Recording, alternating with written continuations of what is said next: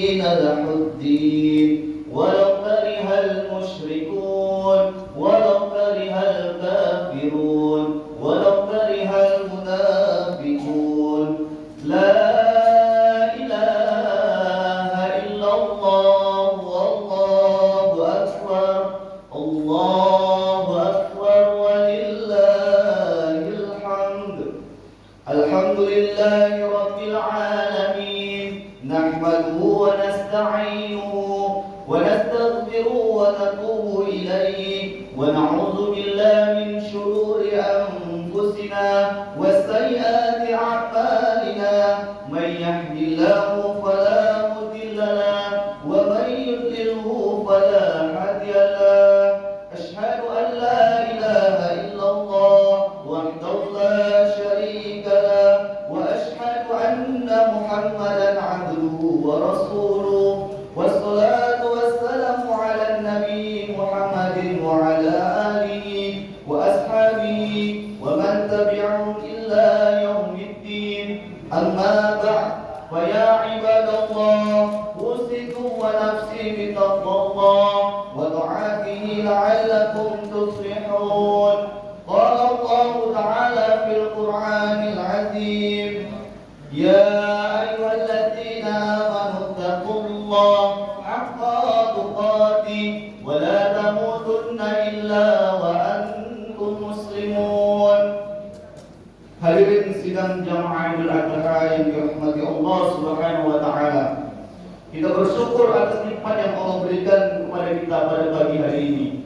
Karena ternyata di hari yang mulia dan agung ini Allah masih berikan kita nikmat untuk hidup. Allah masih berikan kita nikmat sehat, dan yang paling istimewa Allah masih titipkan nikmat istiqomah. Masih ada nikmat iman dan Islam dalam diri kita. Inilah kelak salah satu nikmat yang mampu menjauhkan kita dari azab Allah Subhanahu wa taala. 3 nikmat besar Allah berikan kepada kita pagi hari ini. Lalu pertanyaan besar, bagaimana cara mensyukuri nikmat tersebut? Allah berikan itu. Ini yang disebutkan Allah dalam Al-Quran. A'udzu billahi minasyaitonir rajim. Bismillahirrahmanirrahim. Inna a'tainakal kautsar. Allah berikan kepada kita nikmat yang besar. Bagaimana cara mensyukuri nikmat yang besar itu? Hadirin yang dirahmati Allah Subhanahu wa taala. Fashalli li rabbik. Dirikan salat Id. Salat sudah kita dirikan, tapi selesai salat ada tinggal satu perintah lagi. Wanhar, berkurbanlah. Salawat dan salam kepada baginda Nabi Muhammad sallallahu alaihi wasallam, seorang nabi dan rasul yang dimuliakan dan dicintai oleh Allah Subhanahu wa taala. Allahu akbar, Allahu akbar, Allahu akbar walillahil hamd. Hari ini 10 Zulhijjah, umat Islam di seluruh penjuru dunia yang jumlahnya lebih dari 1,7 miliar sedang beridul adha. Hari raya disambut dengan takbir, tahmid dan tahlil. Sebenarnya kita sedang memproklamirkan di hadapan kuasa Allah, bahkan kekerdilan dan kerendahan di hadapan Allah. Serempak tadi kita mengatakan takbir, mengucapkan takbir, Allahu Akbar, Allah Maha Besar. Kalau Allah Maha Besar, berarti keluarga kecil. Allahu Akbar, Allah Maha Besar. Kalau Allah yang Maha Besar, berarti hartaku kecil. Karena ucapan takbir bukan sekedar gerak bibir tanpa arti, tapi juga butuh pengakuan di dalam hati. Maka momentum lewat khutbah Idul Adha ini, kita akan memetik hikmah terbesar dari Idul Adha ini. Apa hikmah terbesar dari Idul Adha ini para hadirin? Yang pertama adalah persatuan umat Islam. Persatuan ini bisa kita saksikan saat ini. Lebih dari 3 juta umat Islam hari ini berada di tengah kota suci, melaksanakan ibadah, menunaikan perintah Allah dalam berhaji. Di sana kita lihat manusia itu membuat panorama yang sangat menakjubkan, memenuhi angkasa. Disitulah kita baru sadar, saudaraku yang dirahmati Allah Subhanahu wa taala. Di sana tidak dibedakan, semua serempak membaca talbiyah, labbaik Allahumma labbaik. Kami datang memenuhi panggilan-Mu ya Allah. Labbaik la syarika laka labbaik. kami datang memenuhi panggilan-Mu ya Allah. Tidak ada sekutu bagi-Mu ya Allah. Innal hamda, segala pujian, wa ni'mata, segala kenikmatan, laka wal mulk, dan segala kekuasaan milik-Mu ya Allah. La syarikalah, tidak ada sekutu bagi-Mu ya Allah.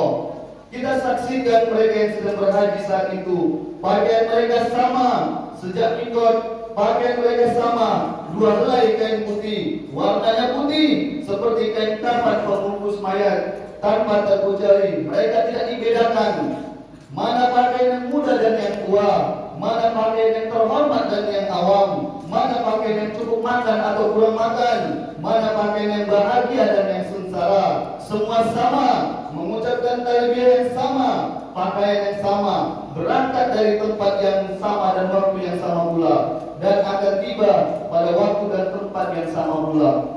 Islam sedang mengajarkan kita hadirin, kalau hari ini di kampung halamanmu engkau bersaudara karena saudara, kalau di kampung halamanmu engkau bersaudara karena satu suku, satu bahasa, Allah sedang ajarkan lewat Idul Adha, saudaraku yang dirahmati oleh Allah Subhanahu wa taala.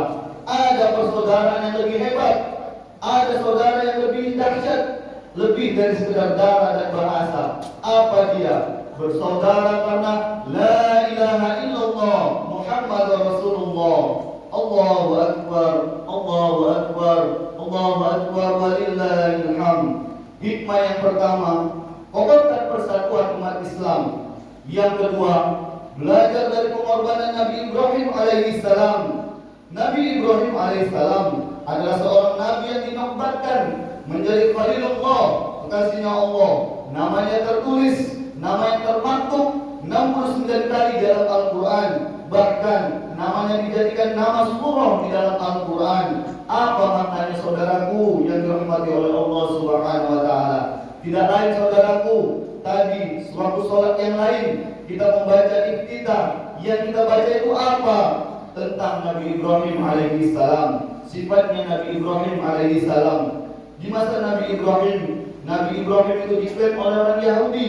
Orang Yahudi mengaku bahwa Nabi Ibrahim adalah orang Yahudi.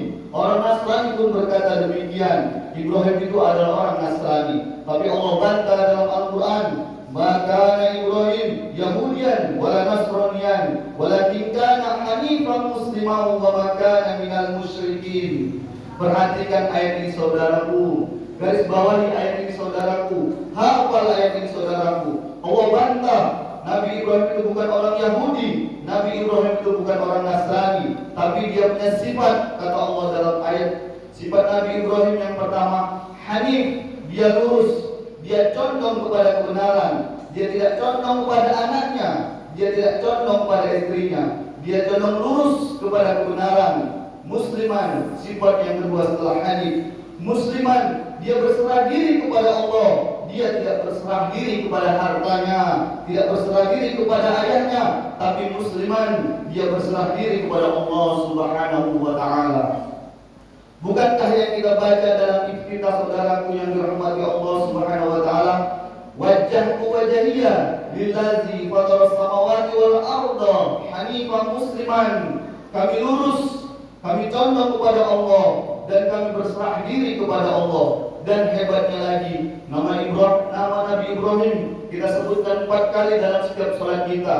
Kama shalaita ala Ibrahim wa ala ali Ibrahim, kama barakta ala Ibrahim wa ala ali Ibrahim. Nama Nabi Ibrahim 4 kali kita sebut dalam setiap salat kita. Bukan sekedar terucap di tepi bibir, di ujung lidah, tetapi memetik hikmah pelajaran lewat pujian dan pengorbanan Nabi Ibrahim alaihissalam. Allahu akbar, Allahu akbar, Allahu akbar, walillahil hamd. Pengorbanan demi pengorbanan, ujian demi ujian yang dilalui oleh Nabi Ibrahim alaihissalam. Yang pertama, Nabi Ibrahim itu diuji lewat ayat kandungnya sendiri. Al-Quran menceritakan ayah Nabi Ibrahim bernama Azar. Dia adalah seorang pembuat dan penyembah patung. Saat itu Nabi Ibrahim berkata pada ayahnya, "Atattakhidhu asnaman aliha?" Ayahku, apakah patung ini kau buat lalu kau sembah-sembah? Apa jawaban Azar, ayah Nabi Ibrahim alaihissalam? Bukan menyambut dengan kalimat santun, bukan menyambut dengan kalimat yang sopan, tapi dia malah berkata kasar dan keras kepada anaknya. Ya Ibrahim, la ilam tantani, kalau engkau tidak berhenti menceramaiku, kalau engkau tidak berhenti menasihatiku, la arjumannaka, akan kulempar engkau, akan kurajam engkau sampai mati. Wahjurni Maria, tinggalkan aku Ibrahim sendirian. Ayahnya seorang pembuat patung dan penyembah patung. Ketika dinasihati malah berkata keras, tetapi tidak membuat Nabi Ibrahim terhitung durhaka. Karena ucapan Nabi Ibrahim terhadap ayahnya, walaupun akan dirajam dan diusir, apa jawaban Nabi Ibrahim alaihi salam? Salamun alaika, salam keselamatan untukmu wahai ayahku. Sa'astaghfiruka rabbi, aku akan tetap meminta ampun kepada Allah atas dosa dan salahmu. Innahu kana bi hafiya, karena Tuhanku dekat denganku, karena Tuhanku sangat baik kepadaku. Selesai ujian dari seorang ayah, datang lagi ujian dari masyarakat desanya. Nabi Ibrahim alaihissalam sedang mengajarkan kepada kita para hadirin, hai orang-orang kampungku, kalau berhala Tuhan yang kalian sembah itu tidak bisa menolak mudarat pada dirinya, bagaimana mungkin dia menolak mudarat dan mendatangkan manfaat kepada kalian? Ayahku yang membuat patung, patung itu tidak bisa melihat dan mendengar. Tapi kenapa kalian sembah?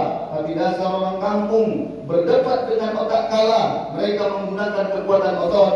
Bakar Ibrahim, Nabi Ibrahim dibakar.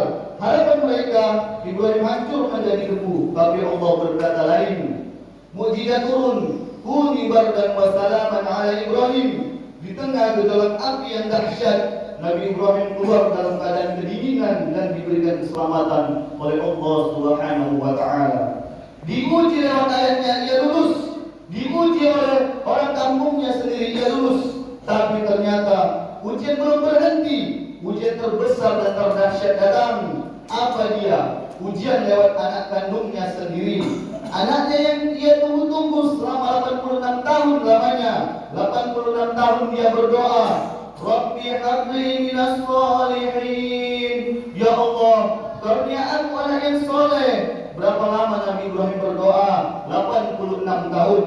Setelah anak itu lahir, dia tumbuh besar. Ternyata ujian belum selesai begitu saja. Orang-orang yang beriman, saudaraku, andai di masjid ini sudah istiqomah, sholat sudah, puasa sudah, zakat sudah, haji sudah, umrah sudah, tapi ujian tetap datang bertubi-tubi, saudaraku, jangan berkeluh kesah. Allah ingin menempatkan kita di tempat yang terpuji. Tegarlah hadapi ujian yang Allah berikan kepada kita. Saat itu ujian terbesar Nabi Ibrahim alaihissalam datang ketika Allah perintahkan untuk menyembelih anaknya yang ditunggunya selama 86 tahun namanya. Begitu yang termaktub di dalam Al-Quran. Falamma balagha ma'sa'ya qala ya bunayya, hai anakku, inni arani fil manam, inni azbahuka. Aku bermimpi, aku melihat dalam mimpi itu aku menyembelihmu. Mimpi para nabi tidak sama dengan mimpi kita, karena mimpi para nabi bukan mimpi bisikan setan. Mimpi para nabi bukan bunga-bunga tidur, tapi mimpi para nabi adalah wahyu. Ketika wahyu itu datang, ia sampaikan kepada anaknya. Perhatikan panggilan Nabi Ibrahim, sosok ayah kepada anaknya. Dia tidak panggil waladi, hai anakku, tetapi dia panggil ya bunayya, hai anandaku. Begitu juga dengan jawaban Nabi Ismail terhadap ayahnya. Ya bani afal mastumar, satajudni insyaallah minas sabirin. Kalau memang Allah wajibkan aku disembelih, wahai ayahku, laksanakan apa perintah Allah Subhanahu wa taala. Insyaallah. Dia tidak berkata sombong. Nabi Ismail tidak sombong. Dia berkata insyaallah engkau akan dapati aku menjadi golongan orang-orang yang sabar. Begitu dia akan disembelih, Nabi Ibrahim menyembelih anaknya. Apa pesan anaknya Nabi Ismail alaihissalam? Wahai ayahandaku, ketika nanti aku disembelih, wahai ayahandaku, telungkupkan wajah itu, jangan engkau tengadahkan, karena aku khawatir kalau wajahku menengadah, engkau tidak akan tega menyembelihku. Tolong ayah, jauhkan aku dari ibunda, dari anak-anak kecil sebayaku. Sebab kalau ibundaku melihat anak kecil sebayaku, dia akan menangis teringat kepadaku. Duhai ayah, sampaikan salam takzim, salam hormat kepada ibundaku, agar dia tetap istiqomah, sabar dalam menjalankan perintah Allah Subhanahu wa taala. Perhatikan jawaban Ismail alaihissalam. Seorang anak yang soleh membuat ayahandanya terpukau dengan jawaban itu. Tapi ketika pisau yang tajam yang sudah diasah, hampir saja pisau itu memutuskan leher Nabi Ismail alaihissalam. Tapi Allah firmankan, "Fadainahu bi'izmin azim." Allah ganti sembelihan itu dengan kibas yang besar. Allahu Akbar, Allahu Akbar, walillahil hamd. Begitulah kehidupan Nabi Ibrahim alaihissalam, penuh dengan pengorbanan, penuh dengan ujian, dan ujian terberat saat itu adalah ujian dari anaknya sendiri. Begitu juga kita hari ini, saudaraku.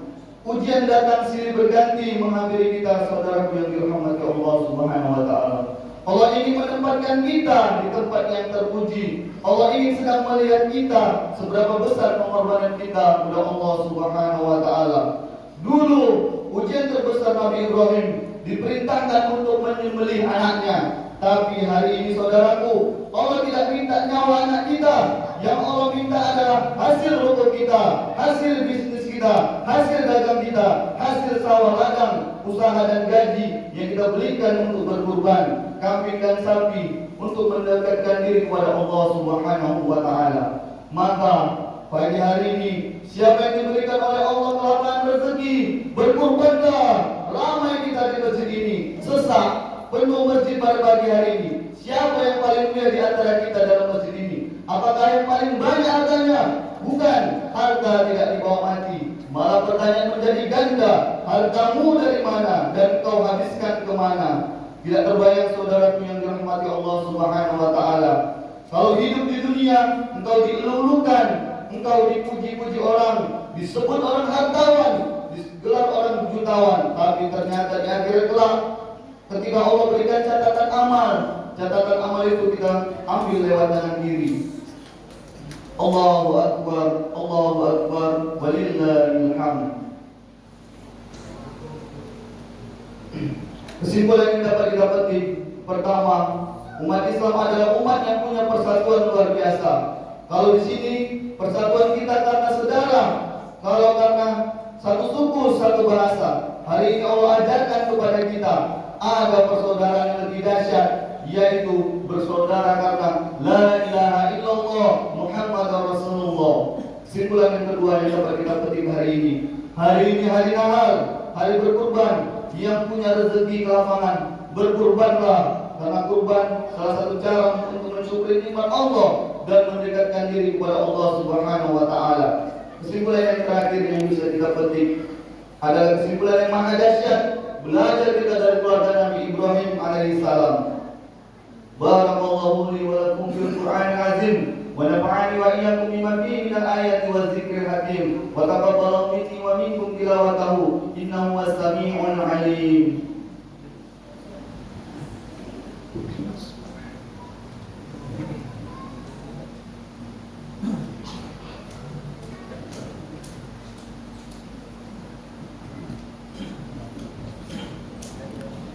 Allahu Akbar, Allahu Akbar, Allahu Akbar, Allahu Akbar, Allahu Akbar, Allahu Akbar, walillahil hamd.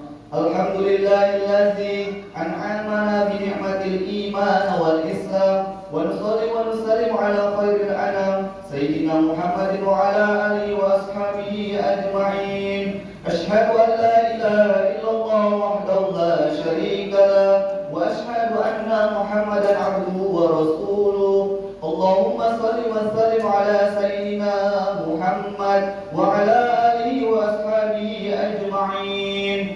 Inna Allah wa malaikatahu yusalluna ala nabi ya ayyuhalladzina amanu sallu alaihi wa sallimu taslima.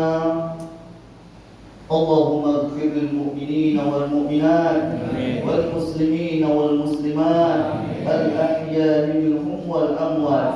Rabbana zalamna anfusana wa illa